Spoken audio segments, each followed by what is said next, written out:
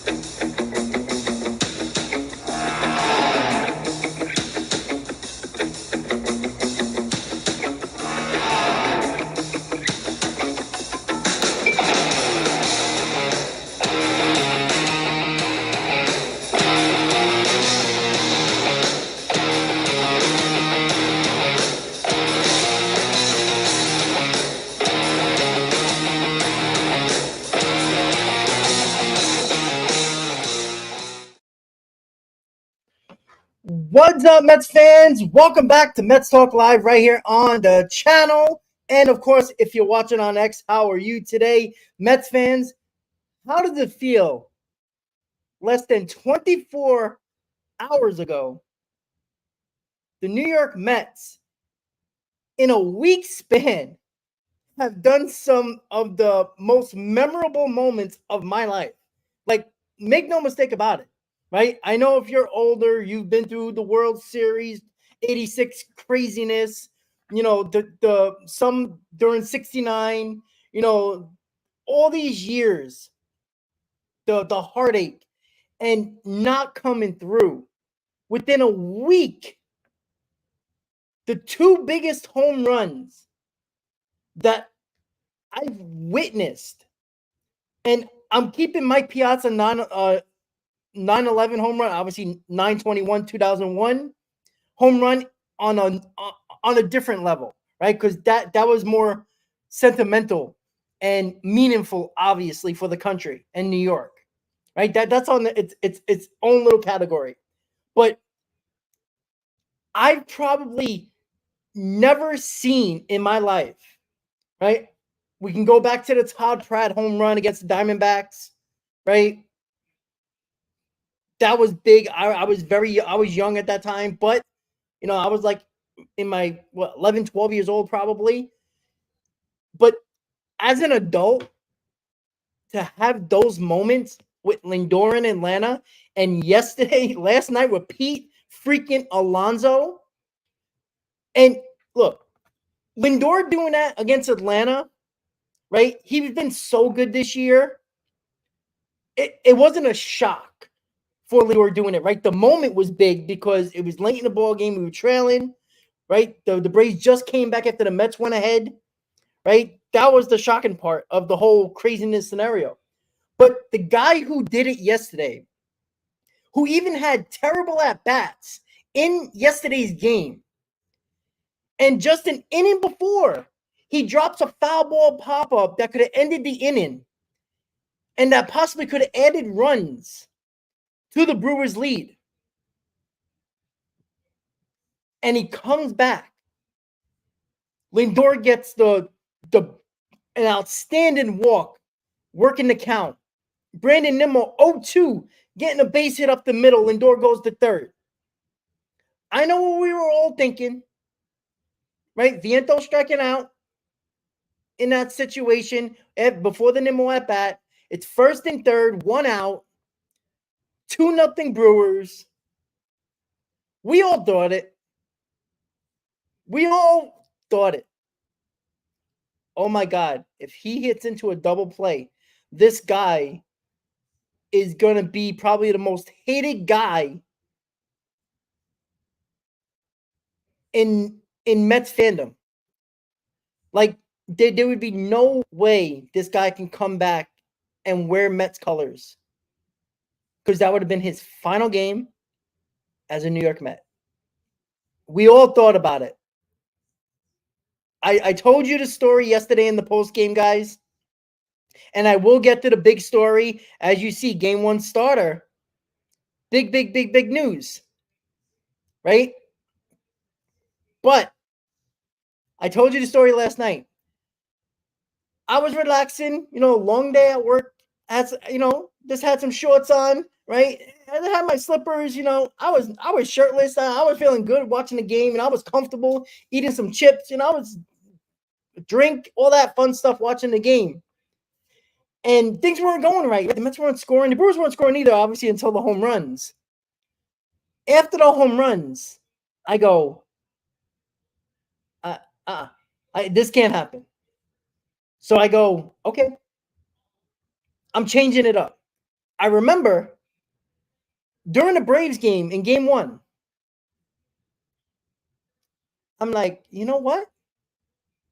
I'm sorry, the Brewers game 1 against the Brewers, game 1 of the wild card. I go, I'm going to put some special socks on. These are the socks. Don't worry, they're washed. Technically, right? The Mr. Met socks, right? I go, I'm putting the socks on. I don't know why. It was just a feeling, right? It's just, the superstitious baseball player in me, the fans, a lot, we all have our ways, things are going right. We're not moving from our seat. We got to go to the bathroom, hold it, all that craziness. I put the socks on. I put on my Mets windbreaker, the same thing I did in game 1. And I'm like, this is the mojo. And again, if we would have lost, I would have probably burned the damn things. But, oh shit, Lindor got a walk. All right, Vientos struck out. All right, he's the guy that was trying to hit one over the wall to tie the ball game. Understandable. Nimmo with the 0-2 hit. And then Alonso comes up and did what he did.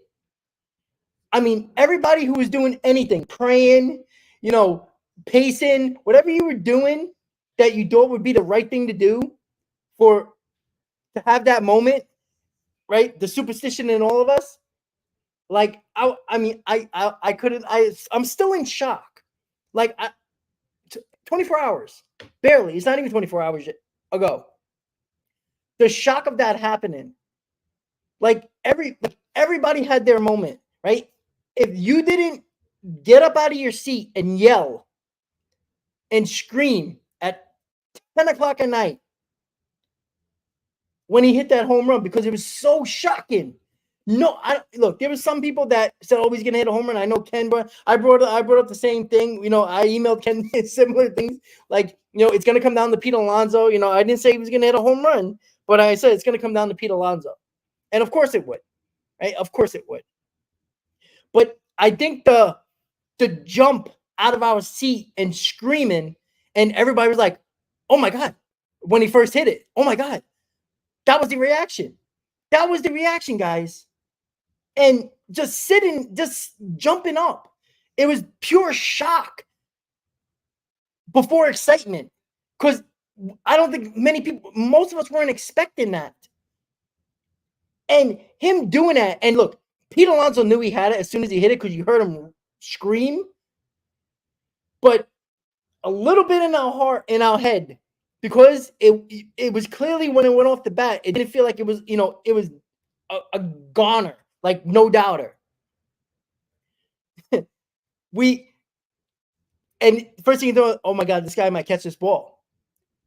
Thank God for that little cut in the outfield, in the wall, and it goes over the fence, and you just, I was with my dad, hugging, jumping up and down, screaming, and holy Christ, just going crazy, just like everybody else did, right? You saw the reaction. I put the video up, the reaction of the fans, the reaction of Pete Alonso, the reaction of the dugout. Like, it was just pandemonium in Milwaukee, around the country. If you're a Met fan, if you watch all the videos, people in bars, people everywhere, people at work, like people in their homes, like it was just epic. And you couldn't write it. Steve Cohen said you couldn't write it better. Nobody could sit down and write that story. Like, this is storybook. This is something, again, guys, this is something. Now, again, there's a lot of work to do, but the excitement isn't going anywhere, right? This is the start. This is part of 5 days in Flushing 2.0. And that's what's so fun about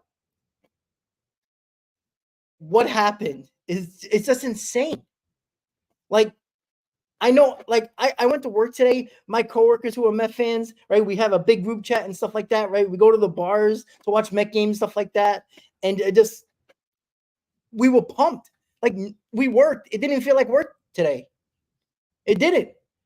You seeing everybody, people coming in at different times. How about that? How about Pete? Like it's that's the way it feels, right? Everybody's wearing their Met shirts, their college Met shirts, all that stuff. I was wearing my Mets hoodie. I was wearing my hat. I was in it today, right? It was just so much fun. So much fun. And I'm so happy for Pete Alonso on a personal level, because we all gave it to him. Even the biggest fans of Pete Alonso were starting. Some already turned, and most were ready to turn on him if they weren't already. And to do that, the weight off his shoulders, that scream. It was similar to Vientos a couple of months ago when people doubted him and he hit that big game-winning home run, and the roar and the scream that he had. That's the weight lifted off their shoulders. In Vientos' case, everybody doubted him. In Pete Alonso's case, everybody didn't just like the happy-go-lucky guy, Pete Alonso, polar bear. It was just, you're not good. You're not the same player anymore. We don't want you here anymore. Like, that's the way it felt. All that weight off his shoulders. Just like that. In one swing of the bat. And we talked about this. Me and Chris brought this up. Hector brought it up. Hey, everybody brought it up. If you're a Mets content creator, anything, everywhere, everybody brought it up. It just takes one swing to turn everything around. And we hope that it takes them into this Philly series playing loose like the team basically was. Like, play loose now, right? You had your moment. That's great. Now you got to continue. I'm not saying just hit balls over the wall like crazy. I mean, we all take it. But just have better at bats. He went to right field, which is even greater. Like, if he would have pulled that ball, right, which he's been doing, he's been pulling off of everything. You still worry a little bit because he's still pulling off on balls. Even if he pulled it over the wall, it would have still been great and exciting.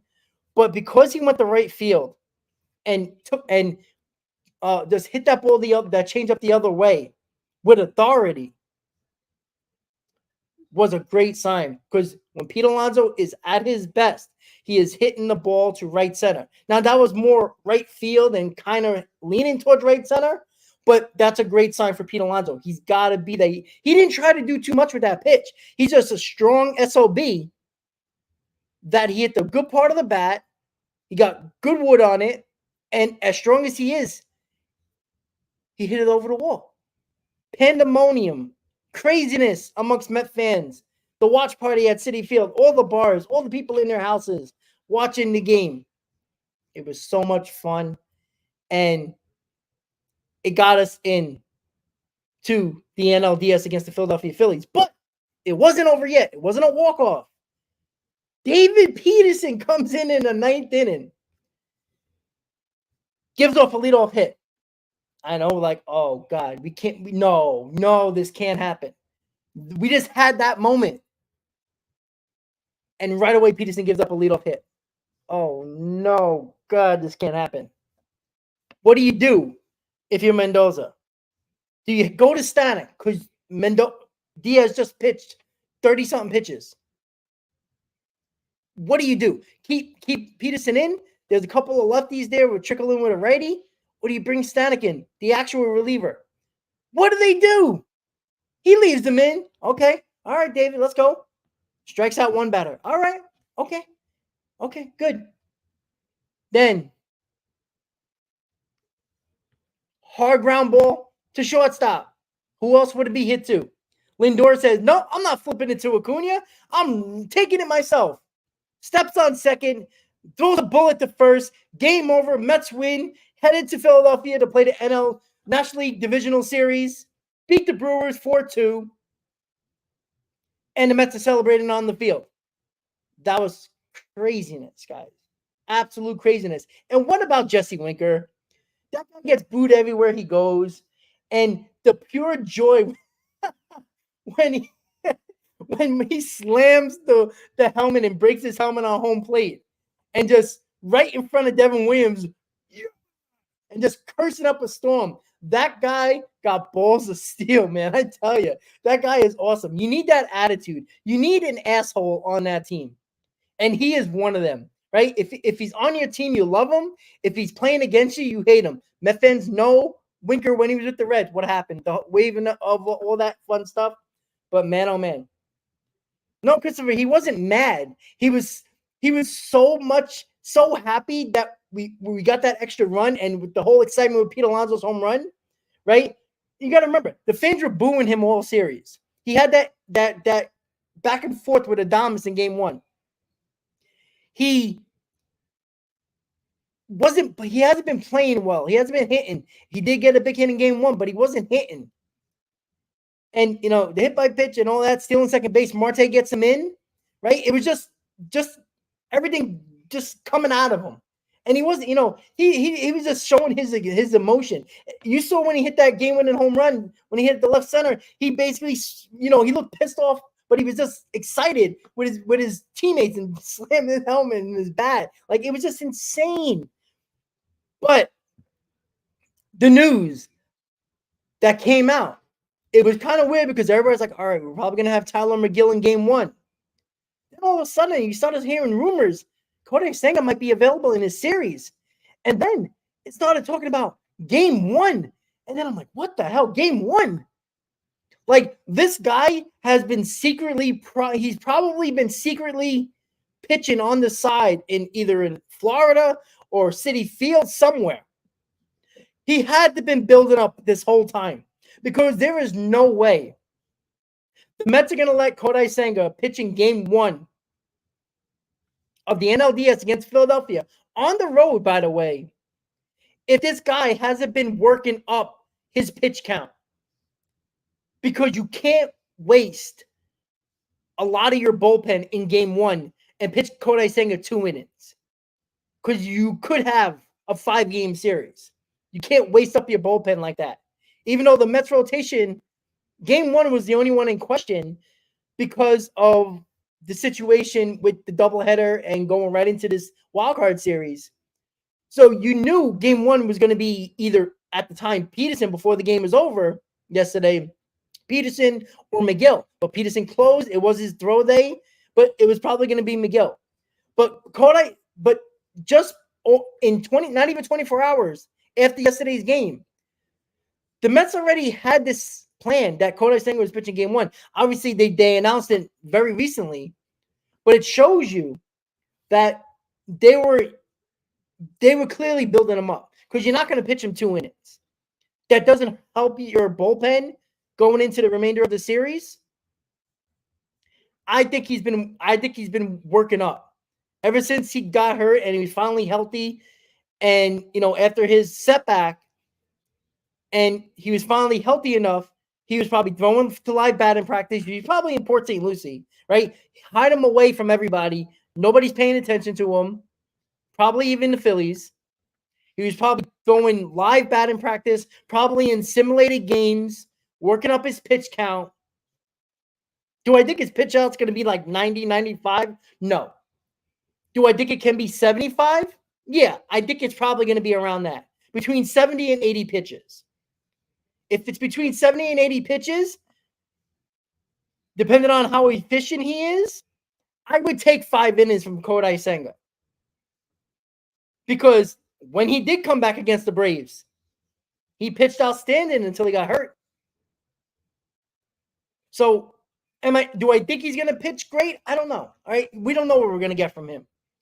But the Mets, if Mendoza and Stearns are this confident to put him on the road, now if they were going to pitch him game 3 at home, that kind of made more sense. I would be okay. That makes sense. But to pitch him game 1 of the series in Philadelphia on the road, who's the guy who pitched 5 innings this year, tells me whatever they seen from him over this month and a half, 2 months of him coming back, of him being injured, he clearly impressed them enough to, one, put him on the roster for this series, but to also put him in game 1 tells me they're very confident in what they've seen from him with all his workouts, all his mound, pitching and everything that he's done since he's came out of that game in Atlanta and presumably healthy. Listen, and yeah, Hogs, you're 100% right. His ground ball rate, his heavy sinker, the fork ball, the ghost fork, right, produces a lot of ground balls and a lot of swing and misses. Citizens Bank Park is a bandbox. How you beat the Phillies, especially in that ballpark, you keep the ball in the ballpark. If you limit the home runs against this team, you have a really good shot of winning, because this is not the Milwaukee Brewers, who are not a heavy strikeout team. They're a pesky team. They put the ball in play. They frustrate you. They bunt. They steal a ton of bases. The Brewers were very annoying with that. The Phillies are very simple. They're basically what Major League Baseball is today analytically. They're a big power hitting team, but they strike out a ton. Now, they're very dangerous, right? Their rotation can be very good, right? Obviously, Zach Wheeler is probably going to be the Cy Young, right? Aaron Nola could be a hit or miss, right? I always never liked Aaron Nola. He can have a great start or he can have a bad start. He usually doesn't have an in-between, right? Are they going to go Suarez for a third game. We'll see. Right? They got Sanchez in game 2. Right? Sanchez, one game he didn't pitch. He pitched great against the Mets. The other game he didn't pitch so well against the Mets. So it's going to be very interesting because I don't think the Phillies bullpen is very good. And look, the Mets bullpen could be a hit or miss as well, right? This is not me being biased at all and saying, oh, the Mets bullpen is better than the Phillies. In the playoffs, every bullpen is shaky. All right. I don't care if you have the best bullpen. Look at the Brewers. They've had the best bullpen in baseball. Right? The Mets actually scored more runs against their bullpen than their starters in that wildcard series. So having the best bullpen looks nice on paper, but they also have to perform on paper. Devin Williams, right, with the airbender, as they call this changeup. The guy doesn't give up home runs, and the guy has been outstanding this year. He gave up a walk, a hit, and a home run in the 9th inning of a clincher for his team. One of the best closers in baseball. So having the best closer, having the best bullpen looks good on paper, but they have to perform in the playoffs. Until they do that, it's irrelevant what's on paper because season stats mean nothing. So I'm going into this where is Senga Wheeler? Obviously, if Senga was healthy all year and he's going into game 1 against Zach Wheeler, ace versus ace, right? Technically, Senga is our quote-unquote ace, right? But because he hasn't pitched this year much at all, obviously the pitching matchup goes to Zach Wheeler and the Phillies. So understanding that the pitching matchup for game 1 is leaning Phillies means nothing because the last time the Mets faced Wheeler, they beat him. Right? Severino Sanchez, right? Severino could, he had a gutty performance in game 1 where he didn't have a lot of his good stuff. But he figured it out in the 5th inning and 6th inning when the Mets needed him to put up zeros, he did. So I think it's kind of a wash in game 2. I don't think anybody has the advantage here in game 2. You got Sean Manaea, even though I put TBD because on MLB app and the Mets haven't officially announced it. Game 3 is probably going to be Manaea, and game 3 for the Phillies could be Suarez, Ranger Suarez. The matchup's clearly to us because Suarez hasn't been as good as he was in the first half. And you're at home. First game, postseason game at Citi Field for the playoffs for the New York Mets. Hopefully, it's not an elimination game because obviously game 3 could be an elimination game for either one of these teams. And obviously 4 and 5, obviously this is the best out of 5, is if necessary. Right? The goal always, especially in a short series, take one of the first 2 games. Come back home tied, and you can end it in your home ballpark. That's the goal. The goal is to get one of these games. Obviously, we all would love game 1. But get one of these games in Philadelphia. Because all the pressure goes back to the Phillies. And right now, the pressure's on the Phillies, right? The Phillies got embarrassed at home against the Diamondbacks last year. They lost to the Astros. That's not embarrassing losing to the Astros in the World Series in 2022, right? They went on an amazing run. But they got to the World Series in 22. They got to the NLCS last year. And they ran into a very hot Diamondbacks team that clearly weren't better than them. So the pressure's on them to win. They were one of the best teams in baseball all year. You got to get to them. Wheeler is a guy, you got to get to him early because he gets better once the game goes longer and longer. So I'm going to see what is going on in the chat. I know I haven't been looking at the chat because it hasn't been really working that much.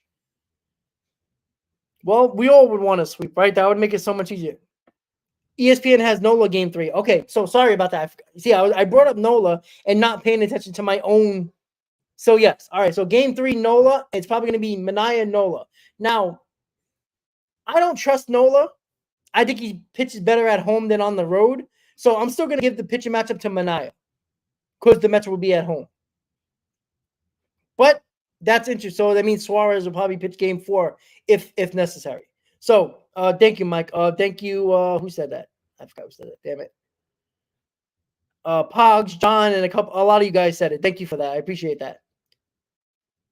Yeah, Mike, absolutely. And that's what I just said, right? If you keep the Phillies in the ballpark, you have a very good chance of winning because they're a high-power team and a high strikeout team, which is much different than what the Brewers were. The Brewers weren't a very high strikeout team. They didn't have a ton of power, even though they did hit more home runs than the Mets in this series, right? They weren't a big power team. They were more of get on base, steal bases, cause havoc, work the counts, foul off pitches, slap the ball the other way, but some, bunt hits. They were a pain in the ass to deal with. The Phillies are definitely a pain in the ass to deal with because they're very dangerous, right? But they're a big power home run hitting team. But they strike out a lot. You keep them in the ballpark, you can win ball games. You can beat them. They're beatable. Their bullpen is suspect. Their bullpen in the first half was damn good. The second half, not so much. Now, I'm not saying that would be what the Mets need to capitalize on. On paper, because of the stats, just the way the Phillies looking at the Mets when it comes to their weaknesses doesn't mean they're going to show up in game. Just because we see it on paper, all right, we got this team struggles with this. The other team struggles with this. Doesn't mean that they're going to struggle during the series. It could be the opposite. The bullpens for both teams could be great. And the starting pitcher could be bad for both teams. So this is why playoffs are crazy, because the momentum going into this game tomorrow is clearly favoring the Mets because the Phillies have been sitting for a week or at least 5 days. The Mets are clearly, after today's final off day, which I think was very crucial, this off day is going to really help this team. The Phillies have been sitting for 5 days. They got to get that energy level back up. The Mets are already running on all cylinders. Now, that's not saying that they're going to come out guns blazing tomorrow. It took them to the 9th inning to score runs. So I hope they come out guns blazing, top of the first, jump on Wheeler, get things started, get that stadium quiet. But guess what, guys? It's right over the turnpike. Right down the turnpike. There's going to be a ton of Met fans there. I was even thinking about going to Sunday's game in Philadelphia. It's just that I don't know if I'm going to be able to get there in time after work. I'd love to do it. I'm off on Sunday. Excuse me. I work Sunday. I work Saturday night and get out Sunday morning. I was thinking about flying out there, going to the game, and then flying back Monday morning. I might have done that. I might still do that. I don't know yet. But, I'm still thinking maybe I go to Citi Field, go on Tuesday. I don't know. I'm not sure. I want to go. Tickets are expensive, but who cares? How many times do we get this opportunity to see our team in the playoffs? But the Mets rotation, obviously, is looking like Senga, Severino, Manaea for game 1, 2, and 3. The keys to the series are what I've been saying. Keep the Phillies in the ballpark. The pitching matchups are the pitching matchups, right? Obviously, ace versus ace, quote unquote, technically, right? Saying is our ace, but we don't know what we're going to get from him. I do wonder if he doesn't really have it early on. Is Peterson going to be ready in the bullpen to come in as the long man to piggyback off of Senga? Or that might be the plan anyway. Because yesterday was Peterson's throw day. That was the reason why he was available and was warming up in the bullpen in the 9th. So That was his throw day. So it's not like he threw pitches, 2 days after he started. It was his throw day. So throwing, I don't know, what did he throw? 15 pitches was his throw day. That's nothing. So he can come back and piggyback off of Senga. And even if Senga and the Mets only say, all right, Senga, can you give us 2 or 3 innings? They might just go to Peterson anyway. That might be the plan overall. They're not saying that. Obviously, they're not going to play their hand and let the Phillies know that.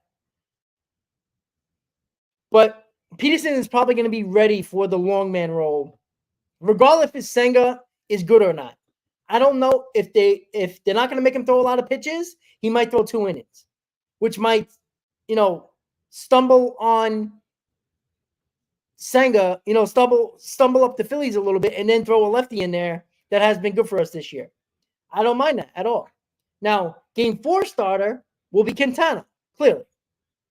He pitched yesterday with a couple of off days. Let me just check. So Quintana pitched yesterday, which was Thursday, sorry. So it'd be Friday, Saturday, Sunday, Monday, Tuesday. Yeah. So Quintana would be ready for Game 4 if necessary, because he would be on an extra day's rest. He'll be pitching on the 6th day. So the good news is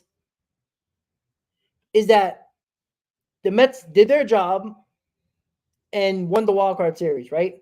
They have overcome so much devastating almost losses. That's what they are. They're devastating almost losses, right? The Mets break out for 6 runs, take a 3-run lead against the Braves. Braves come right back, score 4 runs, 7-6 Braves. Lindor with a 2-run homer, give the Mets lead 8-7. They win. Go to the playoffs. Win Game 1. Great team effort. It was an all-around great effort in Game 1. Game 2, it was an all-around bad loss. Overall, bad effort by the Mets in Game 2. Game 3 was looking like a really bad effort from the offense. Quintana was doing well. Gave up the 2 home runs to Bowers and Frelick. Damn, we're going to lose this game. But Lindor, Nimmo, and Alonso. So devastating situations, moments that could have just ended it for us. Even on the Braves game, doubleheader, we had Game 2, worst case scenario. But losing that first game will put a ton of pressure on fans and the players, right? But yesterday, there's no tomorrow. So everybody was demoralized. I mean, and then again, a devastating possible moment. Once again, this team bounced back right after. Big home run by Pete Alonso wins the game. Peterson saves it in Game 3 of an elimination game. After giving up a hit, striking out, then the double play with Lindor ending it. I mean, in a week, this is not over 2 or 3 weeks. In the same week, the Mets could have had devastating losses. We might have not even been in the wild card series if we would have lost that first game in Atlanta. Devastating losses. And just being, oh God, this happened again. Turned into, holy shit, we won. Is amazing. But as much partying as there was yesterday, every interview, wherever they interview, from managers to coaches to GMs to owners to players, after they celebrated and thanked whoever they wanted to thank and loved their teammates and talked about the victory in the series, they brought up there's more work to do.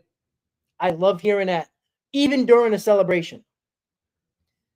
Because nobody would have got on them if they wouldn't have talked about the Phillies and saying there's more work to do. Right? They enjoying this moment. They got their off day. They're hanging out with their families, right? They probably even went back home yesterday since they had the off day today. It's a quick ride to Philadelphia. So it's not like they had to, fly across country or anything like that. But think of this, guys. The remaining 4 teams in the National League are division rivals. How cool is that? Dodgers, Padres, Mets, Phillies. How cool is that? That is awesome. So, tomorrow, 4 p.m., Kodai Senga pitching Game 1 in Philadelphia against possibly the Cy Young winner, probably the Cy Young winner, in Zach Wheeler, former Met, at Citizens Bank Park, down the turnpike. There will be a lot of Met fans there, obviously. It's such an easy trip. Going to be a ton of Met fans there. It's going to be so much fun. I wish I can go. I'm going to do my best to do it. I don't know how I'm going to do it. I'm going to plan it out and see if I can do it, at least on a Sunday.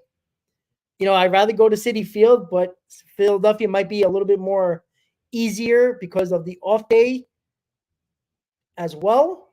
And the Citi Field game and playing at Citi Field is kind of right in the middle of my work week. I'd love to go, but playoff game is a playoff game. And I'd rather shove it to the Philly fans when I know the Met fans are going to hold it down at Citi Field. So, guys, NLDS, Mets, Phillies, first time ever facing each other in the postseason. What is going to happen? We all know something crazy is going to happen. There's going to be some dramatic moments. Something's going to be crazy. Something crazy is going to happen. We just hope it's on our side. Meech, I'm glad you're going to Citi Field on Tuesday. I'm hoping, and I was thinking this. I'm like, I can get out of work tomorrow, fly to Philadelphia, go to Saturday and Sunday's game, call out of work on Sunday. Call out, and I'm off on Sunday, go to Philadelphia for the 2 games, fly back Monday or even Sunday night, probably Monday morning, go to the boat games at Philadelphia, and have a time. I'm thinking about it. I'm still thinking about it. Like, I swear to God, guys, I have a tab up with Expedia with flights and hotels. I swear to God. Right now, I do. I've been looking at the fares. The prices for the playoff tickets, I know they're going to be annoying. They're like $220 to $250, right? Do I want to spend $500 on tickets? Sure. Why not? Why the hell not? How many opportunities do we get to do this, right? CP, how you doing, buddy?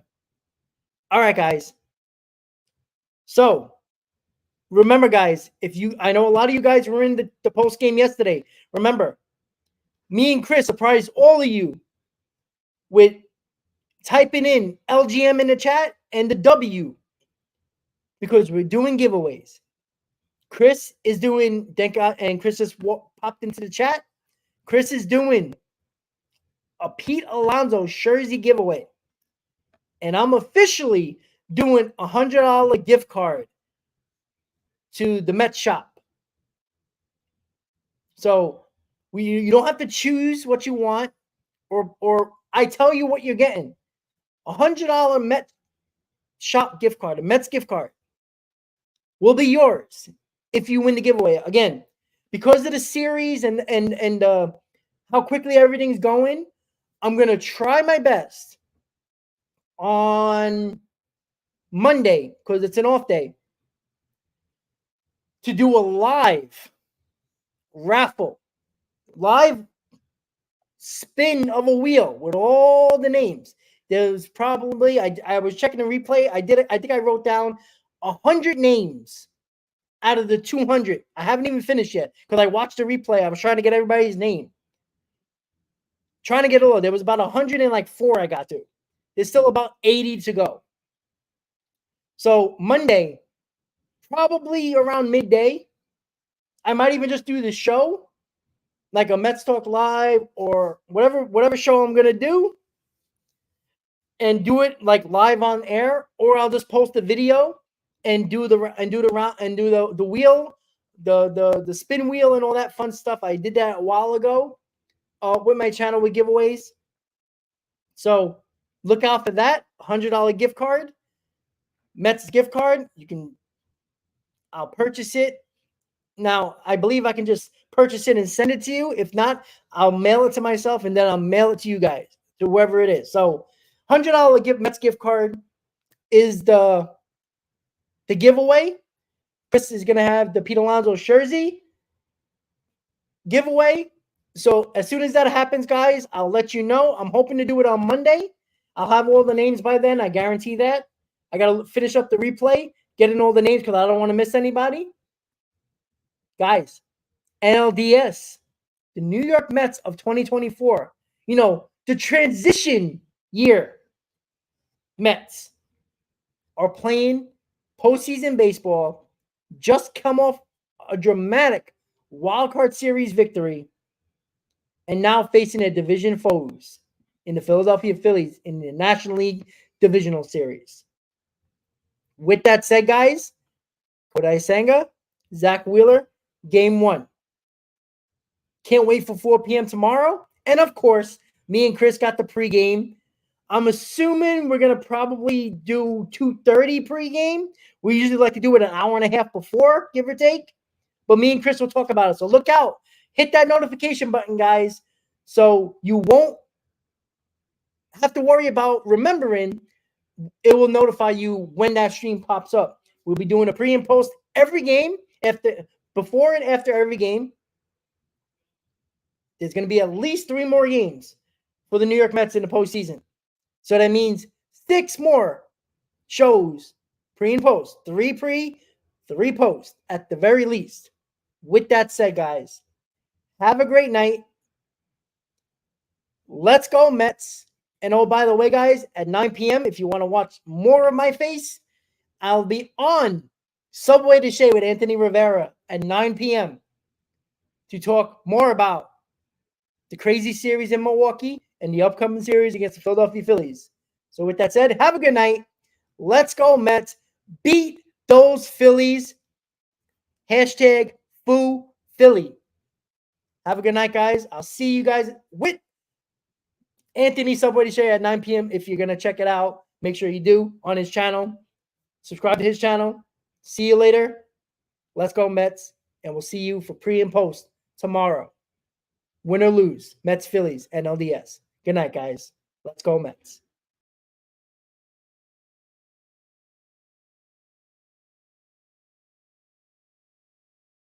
Welcome to Talkin' Mets with Rob. Subscribe to the channel for all your New York Mets in-game live, pre-game, post-game, roundtable podcast, and all the breaking news for our New York Mets. Enjoy the show and let's go, Mets.